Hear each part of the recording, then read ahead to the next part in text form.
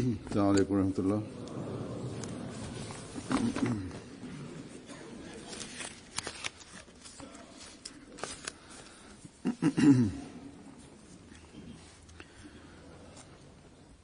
أشهد أن لا إله إلا الله وحده لا شريك له وأشهد أن محمدا عبده ورسوله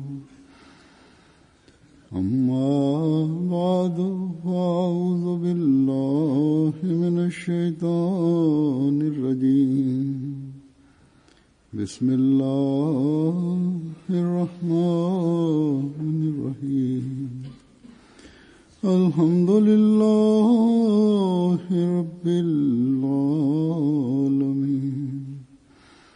الرحمن الرحيم مالك يوم الدين إياك نعبد وإياك نستعين اهدنا الصراط المستقيم صراط الذين أنعمت عليهم غير المغضوب عليهم ولا الضالين. Khalifa mtukufu yadhahullah ta'ala ibn Nasr Aziz anasema kwamba Sayyidina Ahmad alayhi salatu wassalam ameeleza matawi matano ya malengo ya kuja kwake.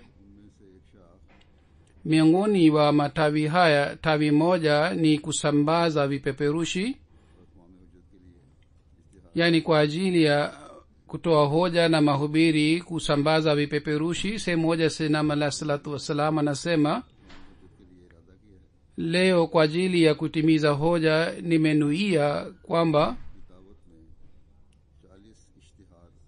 kwamba ni sambaze matangazo au vipeperushi 40 kwa ajili ya wapinzani, ili iwe hoja kwangu mbele ya Mwenyezi Mungu siku ya kiyama, kwamba lengo kwalo nililotumwa, lile lengo nimetimiza.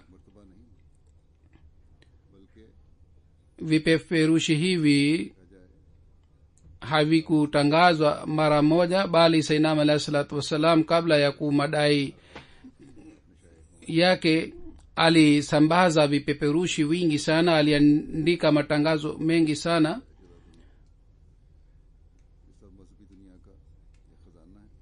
Na matangazo haya na vipeperushi hivi ni hazina kubwa ya dunia ya kidini. Sayyidina alayhi salatu wassalam alikuwa na hamu sana kwamba Waislamu na Wakristo na watu wa dini zingine pia waokolewe katika kuangamia. Sayyidina alayhi salam alikuwa akifanya kazi peke yake, na kwa ajili yake hii alikuwa akifanya bidii sana. Sayyidina alayhi salam ameandika vitabu vikubwa, lakini kwa sababu ya huruma ya viumbe vya Mwenyezi Mungu alitangaza na alisambaza vipeperushi vidogo vidogo, na hii inaonyesha kwamba alikuwa akihurumia sana viumbe vya Mwenyezi Mungu. Kuendelea kuhurumia viumbe vya Mwenyezi Mungu na kuendeleza kazi ya Sayyidina alayhi salatu wassalam sasa ni jukumu la jumuiya yake. Kwa hiyo tunatakiwa tuendelee kuzingatia kazi hii. Hadrat Muslih Maud radhiyallahu ta'ala anhu, kwa kueleza hali ya moyo wa Sayyidina alayhi salatu wassalam kuhusiana na kazi hii, kwamba Sayyidina Ahmad alayhi salatu wassalam mfano wake wa Sayyidina alayhi salam ni mbele yetu, kwamba kwa kuwa na hali kwamba alikuwa mgonjwa, lakini usiku na mchana alikuwa akifanya kazi na alikuwa akisambaza vipeperushi. Na kwa kuona kazi yake watu walikuwa wakishangaa. Sayyidina alayhi salam alikuwa akiandika kipeperushi kimoja na athari yake ilikuwa bado ilikuwa haikuondoka na upinzani pia ulikuwa haukupungua, lakini sayyidina alah salam alikuwa akiandika kipeperushi kingine. hata watu wengine walikuwa wakisema kwamba katika hali hii kusambaza kipeperushi kitaleta athari mbaya juu ya tabia za watu, lakini sayyidina alah salam alikuwa hajali mawazo haya, bali alikuwa akisema kwamba chuma kinapokuwa moto kinaweza kupigwa. kwa hiyo sayyidina alah salam alipokuwa akiona kwamba watu wamepumzika kidogo, alikuwa akitoa kipeperushi kingine. sayyidina alah salam usiku na mchana alifanya kazi hivyo ndivyo, na hii ndiyo ni njia ya ufaulu. ikiwa sisi tunafuata njia hii, bila shaka sisi tutafaulu. hatutakiwi tufikirie hii kwamba upinzani kwanza upungue ndipo tutasambaza vipeperushi. hata kama upinzani unaendelea kupatikana, pamoja na hii tunatakiwa tuendelee kusambaza vipeperushi. hadha Muslim Maud kwa kueleza hali ya zama ya Sayyidina alayhi salatu wasalam anasema kwamba katika zama ya Sayyidina alayhi salatu wasalam mahubiri yalikuwa yakifanywa kwa katika sura ya kusambaza vipeperushi, na vipeperushi vilikuwa vikiandikwa katika ukurasa 2 au 3, na kwa sababu ya hii watu walikuwa wakipata ujumbe, na vipeperushi hivi vilikuwa vikisambazwa kwa wingi. na wakati ule vipeperushi vilikuwa vikichapwa katika idadi ya 1,000, 2,000, na baadhi wakati katika idadi ya 10,000 vipeperushi vilichapwa. lakini sasa jumuiya yetu imepanuka sana, idadi yake imeongezeka sana. sasa ikiwa tunataka kusambaza vipeperushi basi tunatakiwa tuchape katika idadi ya 50,000 au 100,000. kisha mtaona namna gani watu watavutika kwa sababu ya kazi hii ya kusambaza vipeperushi. ikiwa zamani vipeperushi hivi vilikuwa vikichapwa mara 12, sasa tukisambaza vipeperushi hii katika idadi ya 100,000, 200,000, kwa kufanya hivi tutaona kwamba namna gani vipeperushi hivi vimeleta athari duniani. halifa mtukufu anasema kwamba miaka 2 au 4 iliyopita nilisihi jumuiya kwamba kwa kuchapa vipeperushi katika ukurasa kama 2-3 muanze kusambaza, na jumuiya zilipewa malengo kwamba zisambaze katika idadi ya malaki ili dunia ijue kuhusu mafundisho mazuri ya dini tukufu ya Islam, na dunia ipate ujumbe wa mafundisho ya dini tukufu ya Islam, na dunia ipate ujumbe kwamba katika zama hii Mwenyezi Mungu kwa kumtuma Sayyidina Ahmad alayhi salatu wasalam mara ya tena ameuisha dini tukufu ya Islam, na dunia ijue kwamba hata sasa hivi pia Allah subhanahu wa ta'ala kwa ajili ya kuwaokoa watumishi wake katika mkono wa shetani anatuma waja wake. ilmuradi jumuiya zilizofanya kazi katika uwanja huu matokeo mazuri yalipatikana pale. nilituma wanafunzi wa chuo kule Spain. wanafunzi walifanya kazi kubwa sana kule za kusambaza vipeperushi. wao takriban 300,000 walisambaza vipeperushi. sasa wanafunzi wa chuo cha Canada wameenda katika nchi za Spania na Spain na vile vile katika Mexico wamesambaza vipeperushi, na kwa sababu ya hii uwanja wa mahubiri umepanuka sana, na hata wengine wamejiunga na jumuiya kwa sababu ya kazi hii. basi kwa ajili ya kazi hii inatakiwa kipeperushi baada ya moja kipeperushi kingine kichapwe, badala ya kusambaza na kugawa vitabu vikubwa vikubwa. vipeperushi hivi vinaleta athari sana. kuhusu matangazo haya na kuhusu vipeperushi hivi vinatakiwa viwe vya aina gani, Hazrat Muslim Maud radhiyallahu ta'ala anhu alisema kwamba watu wengine wanataka kwamba wao wasambaze vipeperushi wenyewe, yani wachape wenyewe kwa gharama yao, ingawa wao hawawezi kuchapa sawa na idadi ya jumuiya. lakini Hazur Halifa wa pili anasema kwamba vipeperushi vinavyochapwa chini ya uongozi wa makao makuu inatakiwa vipeperushi vile visambazwe, baadhi wakati mtu anapogharamia kwa ajili ya kuchapa vipeperushi hii baadhi wakati inaleta kibri na majivuno ndani ya mtu. Sayyidina alayhi salatu wassalam alikuwa akieleza tukio moja kuhusiana na tabia hii ya kujionyesha na kwa ajili ya kuionyesha hali. Sayyidina alayhi salam alikuwa akisema kwamba kulikuwa mwanamke mmoja alitengeneza pete, lakini hakuna mtu yeyote aliyesifu pete yake. Siku moja yule mwanamke akachoma nyumba yake, watu walipojumuika, na ye akasema kwamba pete hii moja tumebaki, vitu vingine vyote vimeungua. Watu wakasema kwamba ulitengeneza lini pete hii? Na yule mwanamke akasema, ungeuliza kabla ya kuungua nyumba yangu, basi nyumba yangu isingeungua. Hii ni maradhi ambayo mfano wake ni kama mdudu anakula mbao.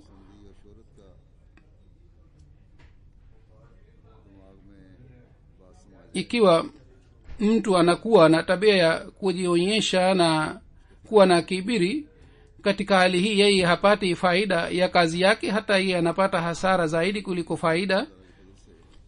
Hazur anasema siku hizi katika uwanja wa mahubiri kazi imeongezeka kiasi hiki kwamba hata kama mtu mmoja kwa kujitegemea akitaka kuchapa kipeperushi itakuwa kazi ndogo sana, lakini kwa kufanya hivi baadhi wakati mtu anakuwa na tabia ya kujionyesha, lakini si maana yake kwamba watu wote wanakuwa na tabia hii. Wengine wanakuwa na roho safi. Ikiwa wao wanataka kuchapa vipeperushi wenyewe na wao wanaona kwamba vipeperushi vile ni vizuri, basi wanatakiwa wao wasambaze vipeperushi vile. Na ikiwa wao wanaona kwamba wana mawazo mazuri kuhusiana na kusambaza vipeperushi na kuchapa vipeperushi, na wao kama wana maoni kuhusu kuchapa kipeperushi kinachovutika, wao wanatakiwa waandike makao makuu mawazo yao na mapendekezo yao, na makao makuu sawa na hali yatachapa vipeperushi. Sasa hivi nitasoma baadhi ya riwaya za Hazrat Musleh Maud radhiyallahu ta'ala anhu kuhusiana na Sayyidina alayhi salatu wassalam na maswahaba zake. Sehemu moja halifa wa pili anasema kwamba wakati mashahidi wa Afghanistan walipopigwa mawe, wao walikuwa hawana wasiwasi, bali wao kwa imara sana walisimama. Walipopigwa mawe sana, Sayyid Abdul Latif sahib na Nematullah Khan sahib na mashahidi wengine wote wakasema kwamba e Mola, uwarehemu hawa watu na waongozi hawa watu.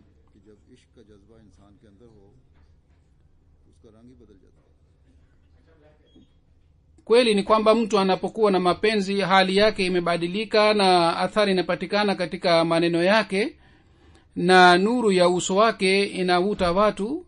Hadhrat Musleh Maud radhiyallahu ta'ala anhu anasema kwamba nakumbuka kwamba wakati wa Sayyidina alayhi salatu wassalam hapa katika Qadian watu maelfu walikuja, na wao walipomuona Sayyidina alayhi salatu wassalam, mara baada ya kumuona Sayyidina alayhi salatu wakasema kwamba uso huu huwezi kuwa uso wa mwongo.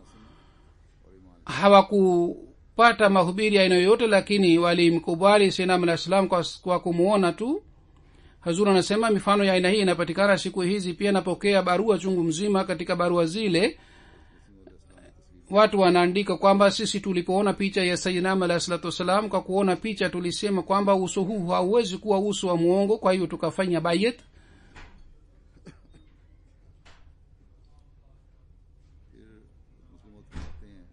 Kisha Hazrat Musleh Maud radhiyallahu ta'ala anhu anasema kwamba Sayyidina alayhi salatu wasalam alikuwa akisema kwamba watu wa aina tatu wamejiunga na jumuiya yetu.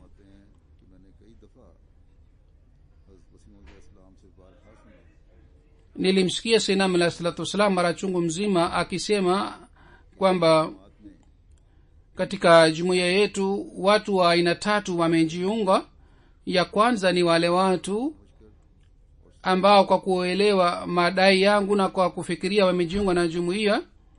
Wakati ule hali ya islamu ilikuwa mbaya sana na waislamu waligawanyika katika makundi. kwa hiyo watu walikuwa na tabia ya aina mbalimbali. watu hawa mbalimbali walipoona madai ya sayyidina alayhi salam na jumuiya wakapokea jumuiya hii. sayyidina alayhi salam anaeleza kwamba hawa watu walijiunga ni watu wa aina tatu. ya kwanza ni wale watu ambao kwa kuelewa madai yangu na kwa kufikiria walijiunga na jumuiya. wao wanajua lengo la kuja kwangu ni nini, na wanajua kwamba jinsi jumuiya za manabii wa zamani zilijitolea vile vile sisi pia tunatakiwa tujitolee. Lakini kuna kundi lingine pia ambalo limejiunga na jumuiya kwa sababu ya Hazrat Maulvi Nuruddin Sahib. wao hawajui kuhusu lengo la kuja kwangu, lakini wao wamejiunga na jumuiya kwa sababu Hazrat Maulvi Nuruddin Sahib alimpokea sayyidina alayhi salatu wasalam. sayyidina alayhi salam anasema kwamba alifa wa kwanza alikuwa mwalimu wao. walikuwa wakimuona kwamba ni mwalimu mwenye akili sana. wakati Maulvi Sahib alipojiunga na jumuiya wakasema njoo sisi pia tujiunge na jumuiya. wao wamejiunga na jumuiya kwa kumpitia na kwa sababu ya Maulvi Nuruddin Sahib. wao hawakuelewa lengo la kuja kwangu. na vile vile kuna kundi lingine pia la vijana. wao walikuwa na huruma kwa ajili ya waislamu. walikuwa wakitaka kwamba kundi la waislamu lipatikane. walikuwa hawana hamu ya dini wala shauku ya dini, lakini kwa kuona hali ya waislamu walitaka kwamba kundi la waislamu lipatikane au jumuiya ya waislamu ipatikane. kwa hiyo watu aina hii pia walijiunga na jumuiya. kisha baadaye walipoona kwamba jumuiya inafuata dini, miongoni mwa hawa vijana wengine waliacha jumuiya wakati wa halifa wa pili. siku hizi pia imani inayopatikana mioyoni mwa vijana wa waislamu wanajiunga makundi ya magaidi. hawa vijana wanaona kwamba sawa na kitaifa tunatakiwa tuwe na jumuiya, tuwe na kundi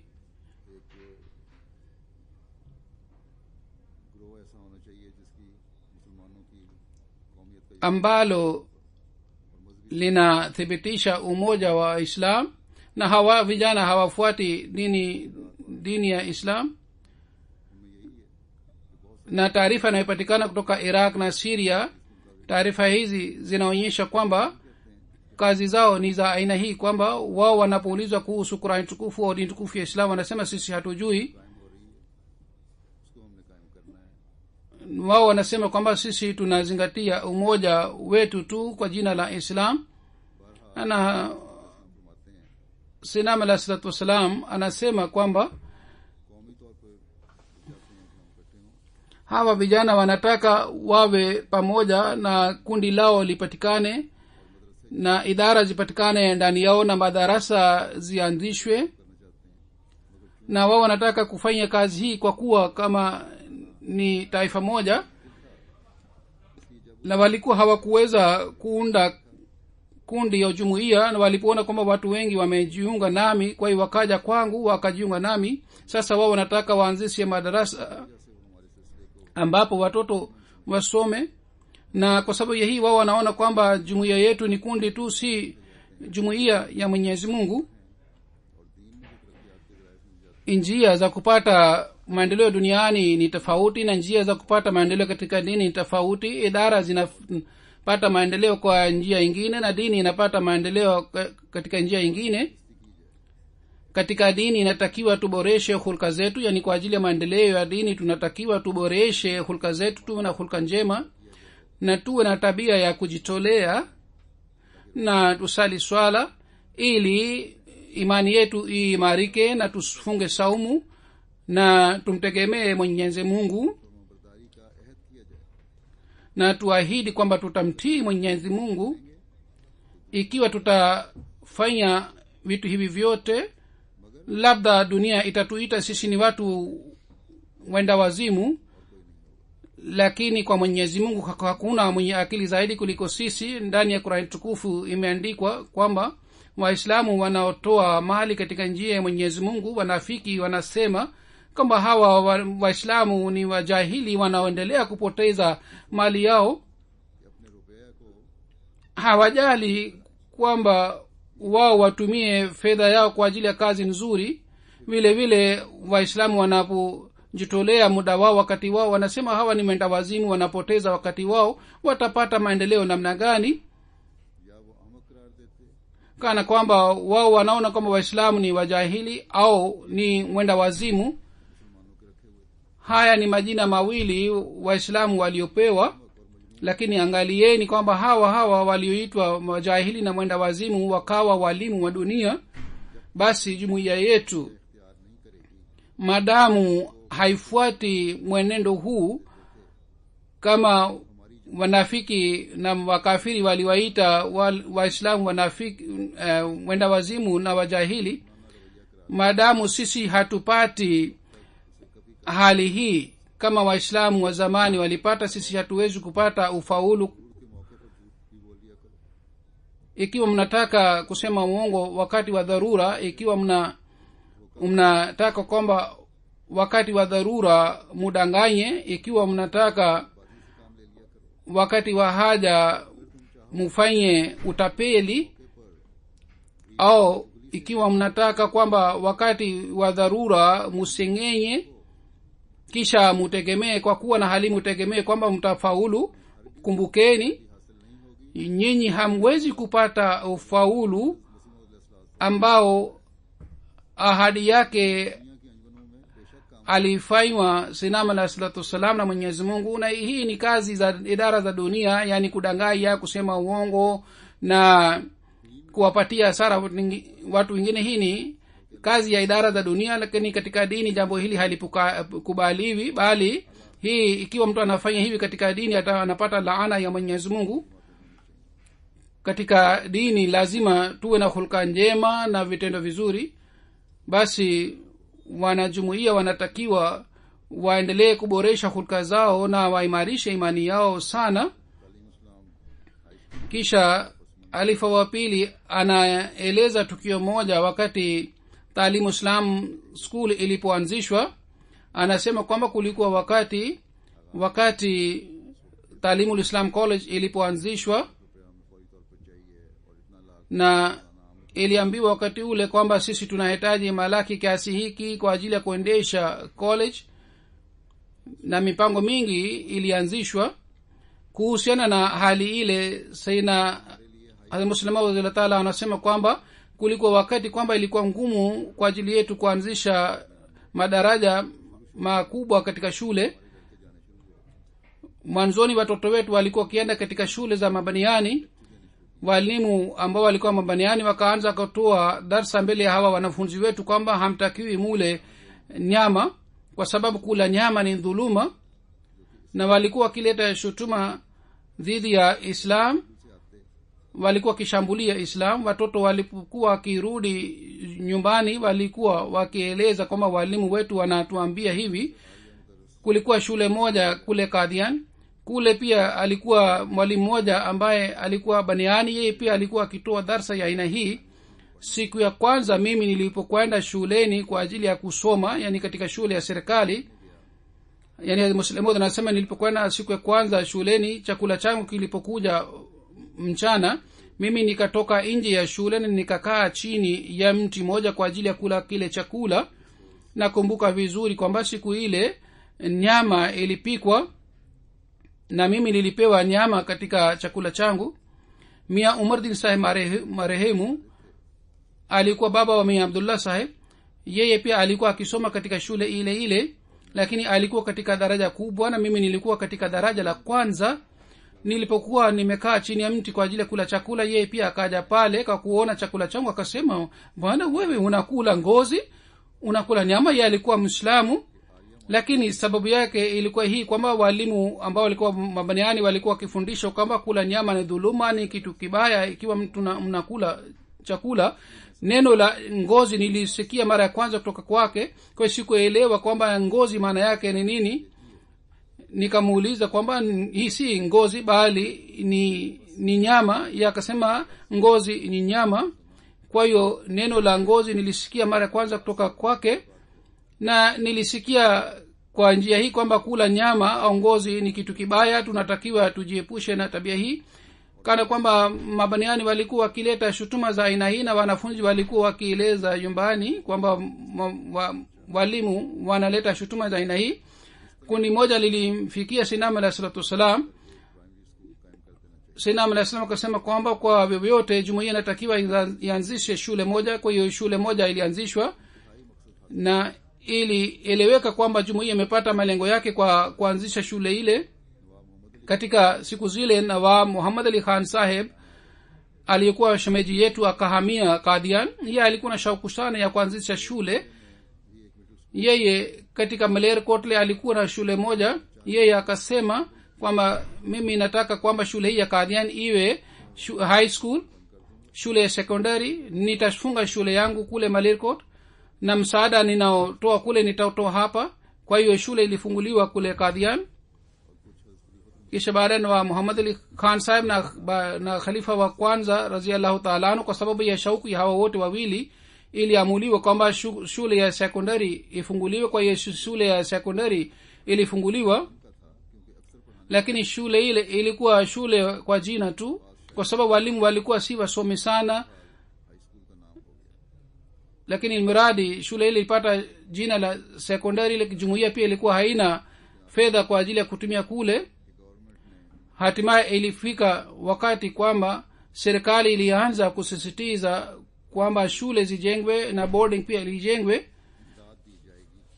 na wale watakaofanya hivi watapewa msaada. Wakati wa halifa wa kwanza shule ile ilijengwa na boarding pia ilijengwa. Kisha polepole wanafunzi wakaanza kujiunga na shule hii. Mwanzoni walikuwa wanafunzi 150, kisha baadaye wakawa 400, kisha 800. Kwa muda mrefu idadi hii ilibaki, na katika miaka miwili au minne wanafunzi idadi yao imefika mpaka 1700. Yani wasichana na vulana kwa jumla ni 3000 sasa.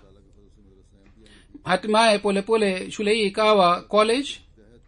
Kwa fadhila za Mwenyezi Mungu, katika madrasa Ahmadiyya pia wanafunzi wakaanza kujiunga sana kwa sababu ya nasaha zangu, na kila mwaka wakaanza kuja 25. Idadi hii ikiendelea kuongezeka, idadi ya wanafunzi itafika mpaka 600 700. Kwa hiyo kila mwaka tutapata wabashiri 100. Madamu hatupati wabashiri kiasi hiki kila mwaka, hatuwezi kufanya kazi vizuri duniani. Yani ilikuwa angalau, lakini huzuri anasema siku hizi wabashiri wamekuwa mamia, wanapatikana kila mwaka.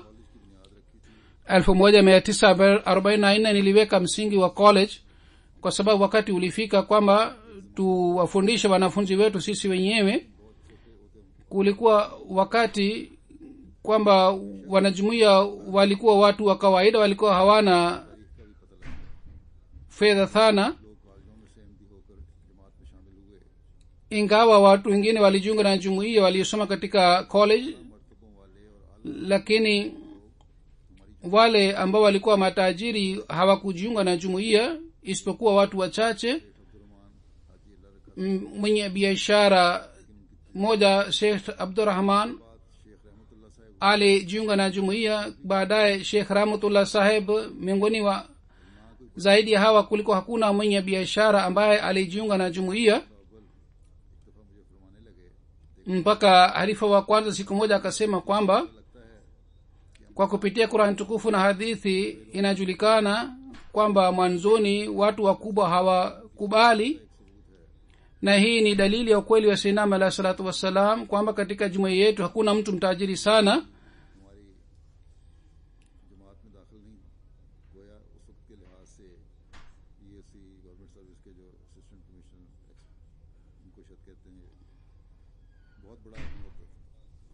na wakati ule assistant commissioner alikuwa anahesabiwa ni mtu mkubwa sana, lakini लेकिन एक वक्त में आला तबके के लोगों का हमारी जमात में sasa hawana कि हमारी जमात में कोई heshima. Lakini kulikuwa wakati kwamba watu wakubwa walikuwa hawajiunga na jumuiya, hata ASI pia hakujiunga na jumuiya. आज अल्लाह ताला के फजल से lakini leo kwa fadhila za Mwenyezi Mungu duniani school और कॉलेज जमात के चल रहे हैं। tuna shule mamia na mamia, na kwa fadhila za Mwenyezi Mungu mahiri na maofisa wengi wanapatikana ndani ya jumuiya. Katika bunge za dunia wanajumuiya wanapatikana. Katika nchi kadhaa za Afrika wanajumuiya wengine ni wabunge, na hii ni miongoni mwa fadhila za Mwenyezi Mungu. Jinsi wanajumuiya wa mwanzo wa zamani waliosumbuliwa kwa kueleza hali ya hawa wanajumuiya, Muslim Maud radhiyallahu ta'ala anhu wanasema kulikuwa wakati kwamba wanajumuiya walikuwa wakisumbuliwa kwa pande zote. Mashekhe wakatoa fatwa kwamba kuwaua wanajumuiya, kunyang'anya mali na kuwafundisha wake zao bila talaka ni sahihi, ni halali. Hazuru anasema hali hii inapatikana hata siku hizi pia. Zamani watu walikuwa maskini, walisumbuliwa, lakini mashekhe wanaendelea kusumbua wanajumuiya hata mpaka leo hivi. Halifa wa pili anasema kwamba watu wenye tabia mbaya na wenye shari walianza kufuata fatwa hizi za mashekhe, waliyanganya wake wa wanajumuiya na walifunga ndoa yao pamoja nao. Wanajumuiya walilazimishwa kwamba watoe talaka, na kwa kufanya hivi baadaye walifunga ndoa yao. Waahmadiyya walifukuzwa katika kazi na walifukuzwa katika majumbani, na mali yao ilikuwa ikiyanganywa. Watu wengi walilazimika kuhama, na njia ya kuhamia ilikuwa Qadian wakati ule. Kwa hiyo walipokuwa wakihamia Qadian, kazi ya ukarimu ilizidi. Wakati ule wanajumuiya walikuwa kama 2,000, lakini hawa wote walikuwa wanashambuliwa na wapinzani.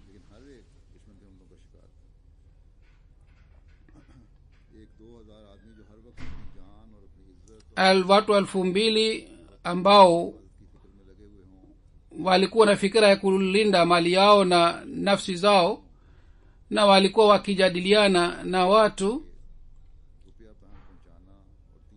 Kwa ajili ya hawa ilikuwa ngumu kutoa mali kwa ajili ya kusambaza kazi, na vile vile wanajumuiya wenyeji wa Qadian waliwasaidia ndugu zao waliohamia pale. Watu mamia walikuwa wakila chakula katika nyumba ya wageni, na vile vile walisaidiwa katika kununua vifaa vya nyumbani. Kwa hiyo kila nyumba ilikuwa kama ni nyumba ya wageni, na kila chumba cha Sinam alayhi salatu wassalam kilikuwa kama ni nyumba na chumba cha wageni. Yani katika vyumba vyote wageni walikuwa wakiishi.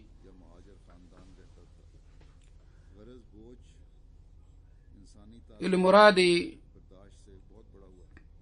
mzigo huu ulikuwa mkubwa sana kuliko uwezo wa mwanadamu. Kila asubuhi majaribio mapya yalikuwa yakipatikana, na kila usiku ulikuwa ukileta majaribio mapya, lakini alaysa Allahu bikafin abdahu ilikuwa ikiondoa wasiwasi kila aina. Na wale walikuwa wakiwatishia wanajumuiya kwamba wao watamaliza jumuiya hii, lakini baada ya tishio lao Mwenyezi Mungu alikuwa akileta msaada. na mungu alikuwa akisema kwamba alasallahu bikafin abdahu, na kwa sababu ya hii utulivu ulikuwa ukipatikana. yani walikuwa na yakini kwamba mungu atatutosheleza na yeye atatusaidia. Hazur anasema siku hizi katika pakistan na katika nchi zingine za waislamu wahmadia wanasumbuliwa. Katika pakistan wanasumbuliwa zaidi, lakini kwa kuwa na hali hii, ile hali haikufika hali ilikuwa inapatikana wakati ule Qadian,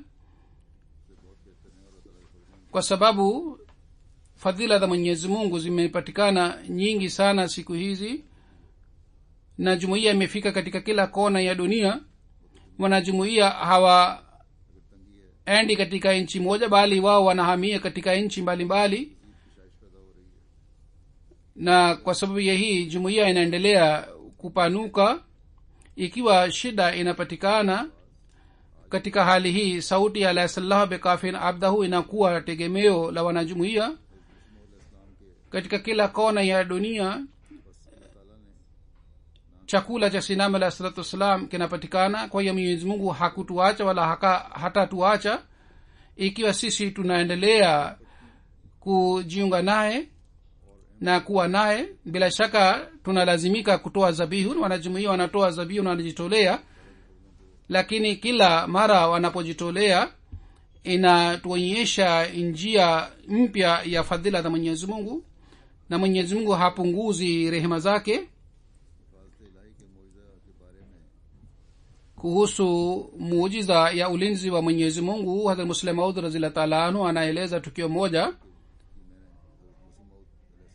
Anasema, mimi natoa mfano mmoja wa ulinzi wa Mwenyezi Mungu katika maisha ya Sinam alayhi salatu wasalam. Kamar Singh Sahib ambaye ni principal wa law college, baba yake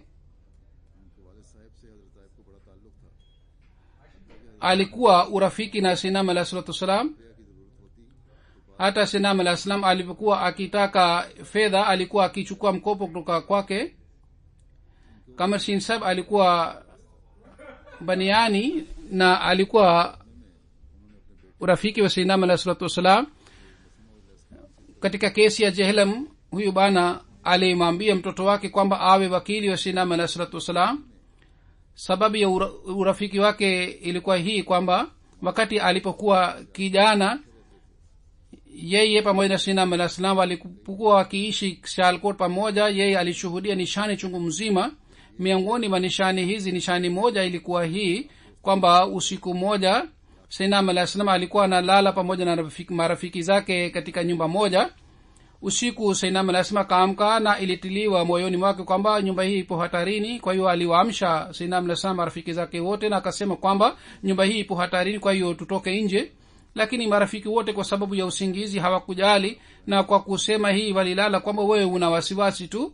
Lakini Sinam alayhi salatu wasalam alikuwa na wasiwasi sana, akawaamsha tena na akasema kwamba kutoka katika paa nasikia sauti ya aina fulani, kwa hiyo tunatakiwa tutoke nje.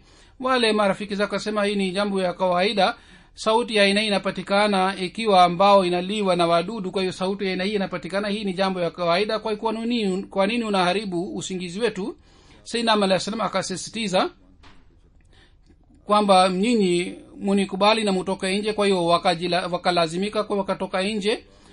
Sinam alayhi salatu wasalam alikuwa na yakini kwamba Mungu kwa sababu ya ulinzi wangu hatabomoa nyumba hii, na amezuia nyumba hii isibomoke kwa sababu Mungu anataka kunilinda mimi. Ndio maana Sinam alayhi salam aliwaambia marafiki zake kwamba wao watoke nje, hati mwisho nitatoka mimi. Wao walipotoka nje, mwisho Sinam alayhi salam alipotoka nje, mara alipotoka nje paa la nyumba lilibomoka. Sasa angalieni, Sinam alayhi salam alikuwa si mhandisi kwamba kwa kuona hali ya paa aliona kwamba litabomoka. Sinam alayhi salam aliendelea kusisitiza na kuamsha marafiki na paa lilibaki, lakini mara alipotoka nje, mara moja paa la nyumba ilibomoka. Hii inaonyesha kwamba hili si jambo la kawaida, bali ni Mwenyezi Mungu ambaye ni mlinzi wa Sinam alayhi salam alizuia paa lile lisibomoke mpaka sayyidina alah salam atoke nje. एक बिल इरादा हस्ती पर शायद है, उसका एक जिंदा गवाह है। kisha अल्लाह ताला की हज़रत मुस्लिम इस्लाम के साथ सलूक का एक और वाक़या बयान फरमाते mwenyezi mungu alikuwa akimpenda sayyidina alah salam kiasi gani. Muslim radhiyallahu ta'ala anhu anaeleza tukio moja kwamba sayyidina alah salam alisema kwamba safari moja, siku moja kutoka Amritsar nilipanda juu ya gari ya farasi, na baniani moja alikuwa mnene, yeye pia alipanda katika gari ile, na yeye alitangulia kabla ya mimi kukaa katika gari ya farasi, na yeye kwa ajili ya starehe yake akakaa vizuri na hakuacha nafasi kukaa kwa ajili yangu. चुनाचे हज़रत मुस्लिम फरमाते हैं कि मैं थोड़ी Sayyidina Mlasama anasema kwamba mimi nikakaa katika sehemu ndogo. Siku zile jua lilikuwa kali sana. मुझे धूप से बचाने के लिए अल्लाह ताला ने Mwenyezi Mungu kwa ajili ya kuniokoa katika jua kali akatuma mawingu, na mawingu haya yalitembea pamoja na gari yetu ya farasi mpaka Kadian. Kwa kuona nadhara hii, yule baniani akasema kwamba unaonekana wewe ni mtu wa Mwenyezi Mungu. Hazur anasema kwamba basi Mwenyezi Mungu anawatendea waja wake katika njia ile ambayo kwa kuona ile mtu anashangaa, lakini sharti ni kwamba mtu awe mtumishi wa Mwenyezi Mungu, hati mwisho wake utakuwa mwema. Hata kama yeye anaonekana amedhalilika duniani, lakini hatimaye yeye atapata heshima. Hata kama yeye anafedheheka duniani, mwishowe yeye atapata jina nzuri na ataheshimika. अबूदियत से और अंजाम इस्तियादत पर Yeye mwanzo wake ni katika hali ya utumishi na mwisho wake ni katika hali ya heshima. Yani ikiwa mtu anakuwa mtumishi wa Mwenyezi Mungu, basi anaendelea kupata msaada wa Mwenyezi Mungu. Mungu anamlinda dhidi ya kila shari.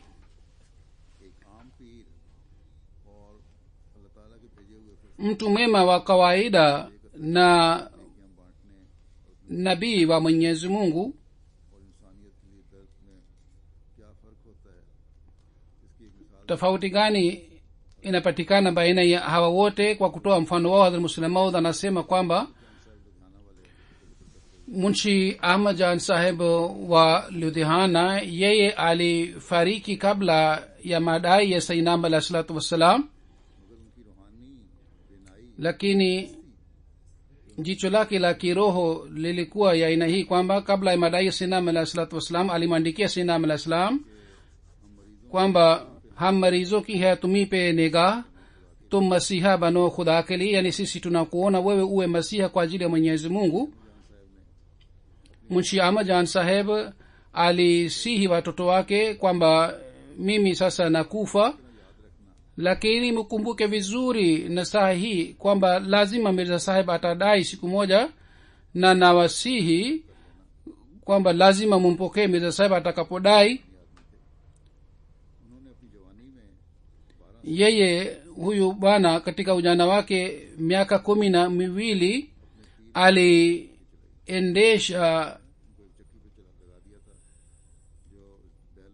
mtambo kwa ajili ya kusaga, mtambo ambao unaendeshwa na ngombe onyati kwa ajili ya kusaga ngano. Na yeye aliambiwa na kiongozi wake kwamba kwa miaka 2 akiendelea kusaga ngano kama ngombe, ndipo yeye atamfundisha elimu ya dini. Na kwa miaka 2 aliendelea kufanya hivi. जो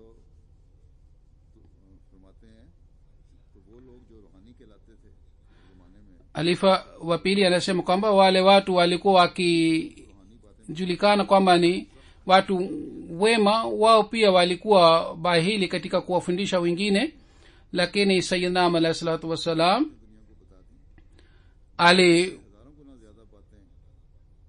alieleza mambo yote ya dini mbele ya dunia.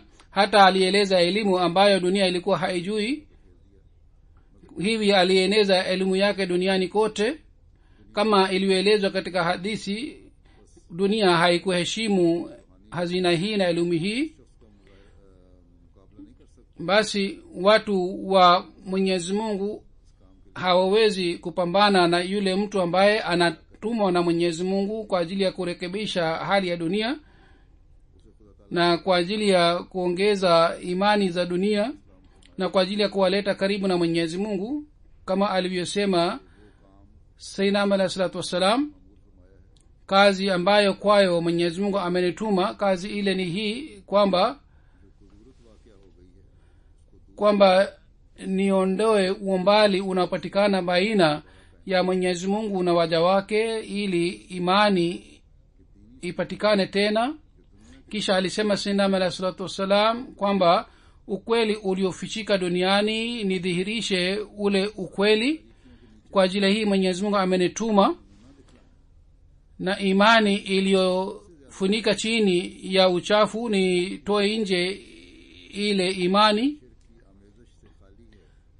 na umoja ambao hauna ushirikina na umoja huu ambao umepotea, mimi nimekuja ili nirudishe umoja huu tena duniani. Hazur anasema Mwenyezi Mungu atuwezeshe kwamba sisi kwa kutimiza haki ya bayet tujenge uhusiano na Mwenyezi Mungu kwa kutambua ukweli wa dini, tufuate ukweli huu, tupate maendeleo katika imani, na sisi kwa nuru ya tauhidi tuweze kupata sehemu.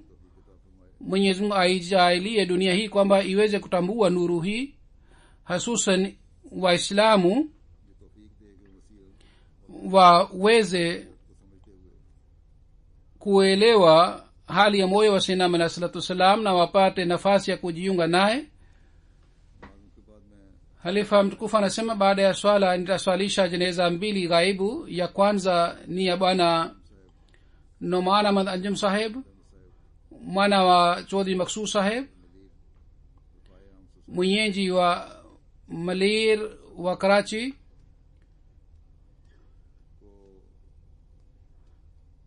Bwana Anjum saheb katika mji wa Karachi, wapinzani wa jumuiya tarehe 21/2015 takriban saa 2 kasorobo walimuua katika duka lake. Inna lillahi wa inna ilaihi rajiun. Siku ile shahid marehemu alikuwa amekaa katika duka lake saa 2 kasorobo. Watu wawili wakaja na risasi na wakapiga risasi moja iliingia moyoni mwake. Mwenye duka aliyekuwa karibu duka lake alimfahamisha ndugu yake, na watu wa rescue pia walifahamishwa, wakaja mara moja kule dukani.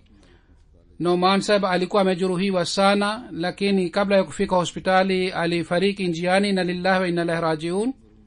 Katika familia ya shahid marehemu jumuiya iliingia kwa kumpitia babu yake bwana Chaudhry Manzoor Ahmad saheb, ambaye alifanya bayat wakati wa halifa wa pili. Wazazi wa Chaudhry Manzoor Ahmad saheb walifariki alipokuwa mtoto. Baada ya kufariki kwa wazazi, bwana Manzoor saheb alihamia Qadian, na kule alisoma na kule alifanya bayat.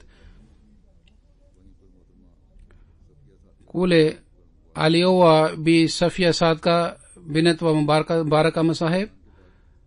Baadaye nchi ya Pakistan ilipopatikana alihamia Sahiwal katika Pakistan.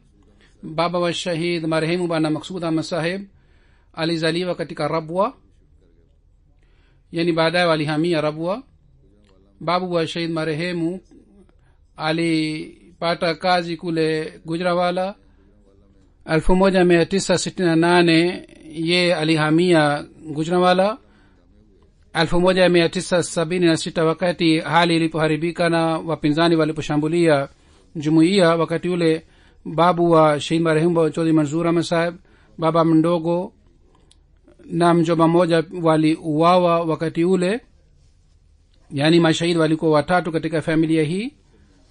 Kwa sababu ya hali ya kule 1976 familia ilihamia Karachi. Bwana Noman Saheb tarehe 26 Januari 1985 alizaliwa kule Karachi. Alisoma mpaka MBA. 2008 alifungua duka lake la kompyuta. Marehemu kwa fadhila za Mwenyezi Mungu alikuwa musi, alikuwa mwenye imani sana, mwenye tabia njema,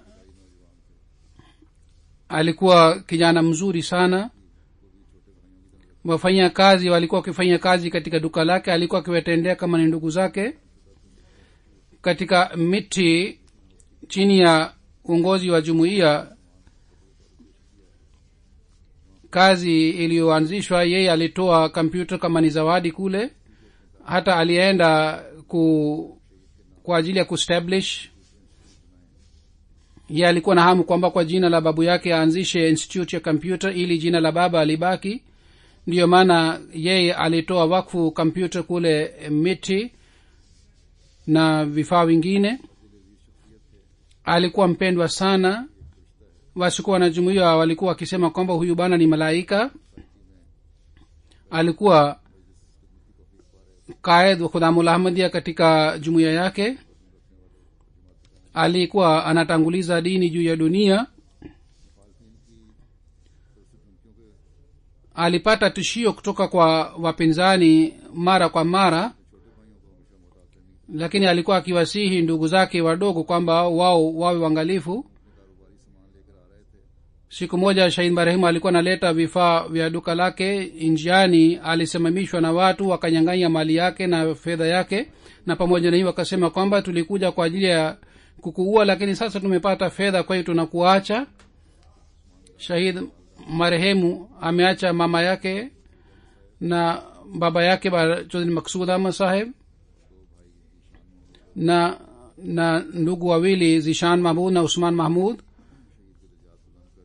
Mwenyezi Mungu aiweke roho ya marehemu mahala pema na awajalie watu wa familia subra sana. Khurram Ahmad Saheb ambaye ni mwalimu wa jumuiya, yeye anasema shahid marehemu alikuwa mpole sana, alikuwa akiwapenda watu wote, alikuwa na tabia ya kuitumikia jumuiya, na kwa bidii sana aliinstall computer kule miti. alikuwa akija kule Nagar Park mara kwa mara. alipokuwa akifika kule alikuwa akimbiwa kwamba apumzike kwanza kidogo, lakini shahid alikuwa akisema kwamba sisi ni mujahid, msione kwamba tunaishi mijini kwa hiyo sisi hatuna nguvu. yani alikuwa tayari kila wakati kutoa huduma zake. qaid ilaka bana Mansur Sahib anasema kuhusu shahid marehemu kwamba namjua wakati alipokuwa mtoto wa miaka 12. alikuwa akishiriki katika mashindano na katika kazi ya jumuiya. alikuwa akishika nafasi ya kwanza katika mashindano. alikuwa akifanya bidii ili apate nafasi ya kwanza. yeye alikuwa haridhiki katika kushika nafasi ya pili wa tatu, na baada ya shule alikuwa akisaidia baba kule dukani, na pamoja na hii alikuwa akitumikia jumuiya pia. ilikuwa ikionekana kwamba yeye hatoi wakati kwa ajili ya nyumba yake, bali alikuwa akitoa wakati zaidi kwa ajili ya jumuiya. yeye hakupoteza wakati wake kama vijana wanapoteza. yeye alikuwa akizungumza kwa unyenyekevu sana. jamaa zake pia wanasema kwamba familia yetu ilimwambia kwamba ahame kutoka Pakistan. alisisitizwa, lakini yeye hakuacha Pakistan.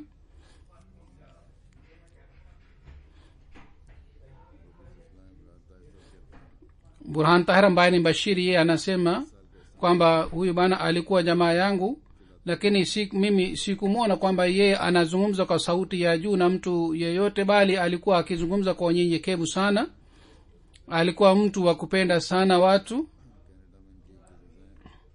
kuna kazani yake huko Canada anasema kwamba sawa na hali ya Karachi, shahid marehemu aliambiwa kwamba ahame, lakini yeye akasema kwamba yeye anataka kuishi pamoja na mama yake huko Pakistan. alikuwa akizingatia sana mahitaji ya mama yake.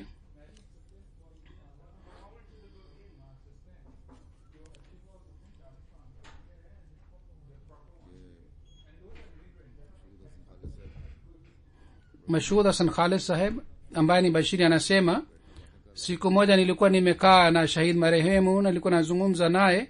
shahid marehemu akasema kwamba wale ni kina nani ambao wenye bahati nzuri wanaouawa katika njia ya mwenyezi mungu. Huzur anasema labda mwenyezi mungu alipokea maombi yake, kwa hiyo ameuawa katika njia yake.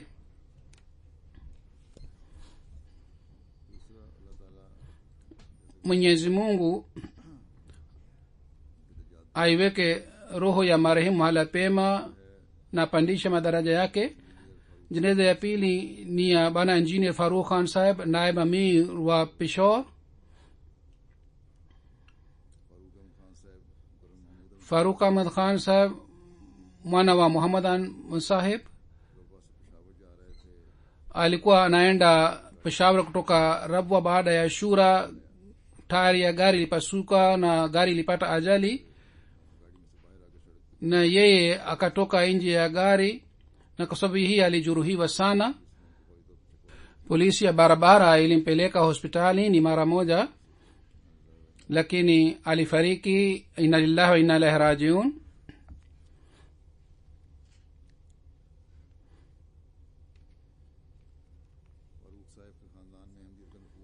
katika familia ya bana faruk saheb jumuiya iliingia kwa kumpitia babu yake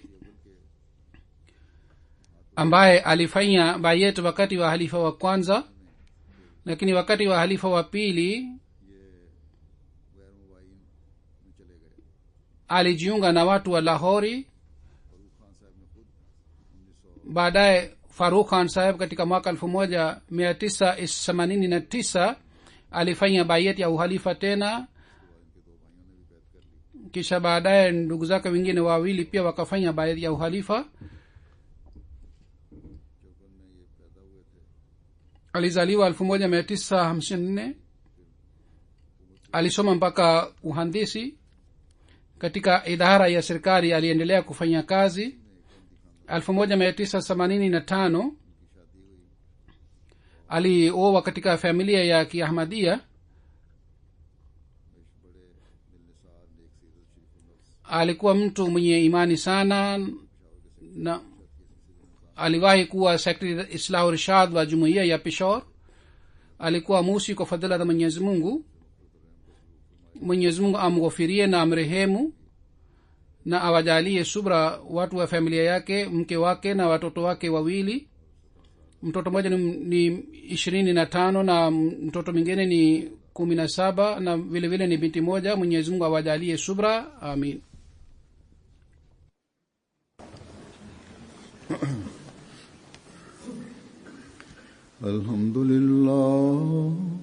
Alhamdulillah nahmaduhu wa nasta'inuhu wa nastaghfiruhu wa nu'minu bihi wa natawakkalu alayhi wa na'udhu billahi min shururi anfusina wa min sayyiati a'malina.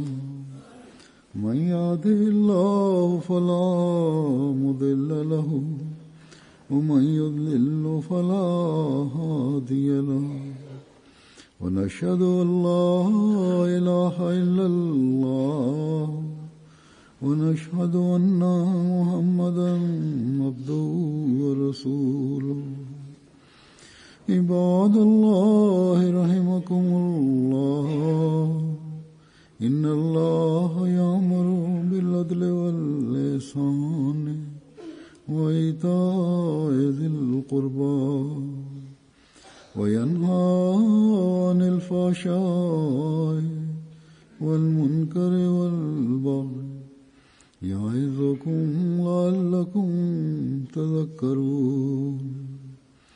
اذكروا الله يذكركم وادعوه يستجب لكم ولذكر الله أكبر.